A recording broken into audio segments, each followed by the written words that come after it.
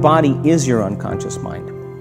In a sense, if you're sitting down and you start thinking about some future worst-case scenario that you're conjuring up in your mind, and you begin to feel the emotion of that event, your body doesn't know the difference between the event that's taking place in your world, outer world, and what you're creating by emotion or thought alone. So most people then, they're constantly reaffirming their emotional states. So when it comes time to give up that emotion, they can say, I really want to do it, but really the body is stronger than the mind because it's been conditioned that way. The best way to predict your future is to create it, not from the known, but from the unknown. What thoughts do you want to fire and wire in your brain? What behaviors do you want to demonstrate in one day? The act of rehearsing them mentally, closing your eyes, and rehearsing the action of what you want, by closing your eyes and mentally rehearsing some action. If you're truly present, the brain does not know the difference between what you're imaging and what you're experiencing in 3D world. So then you begin to install the neurological hardware in your brain to look like the event has already occurred. Now, your brain is no longer a record of the past. Now it's a map to the future. The hardware becomes a software program, and who knows, you just may start acting like a happy person. And then I think the hardest part is to teach our body emotionally what the future will feel like ahead of the actual experience. So what does that mean? You can't wait for your success to feel empowered. You can't wait for your wealth to feel abundant.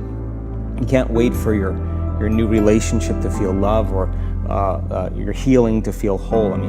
But the quantum model of reality is about causing an effect. The moment you start feeling abundant and worthy, you are generating wealth. The moment you're empowered and feel it, you're beginning to step towards your success.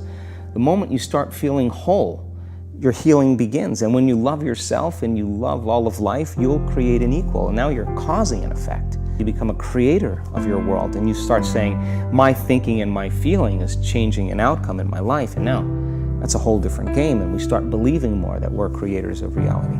If you're not being defined by a vision of the future, then you're left with the old memories of the past, and you will be predictable in your life.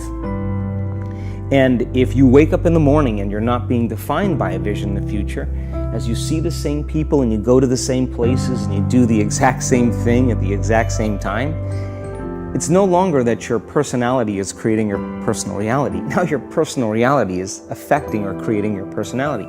Your environment is really controlling how you think and feel unconsciously, because every person, everything, every place, every experience has a neurological network in your brain.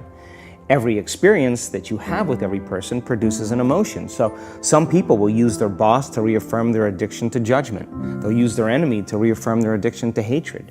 They'll use their friends to reaffirm their addiction to suffering. So why is meditation the tool? Well, they need the outer world to feel something. So to change then is to be greater than your environment, to be greater than the conditions in your world. So when the body wants to go back to its emotional past, and you become aware that your attention is on that emotion, and where you place your attention is where you place your energy, let's sit down, let's close our eyes. Let's disconnect from your outer environment. So if you're seeing less things, there's less stimulation going to your brain.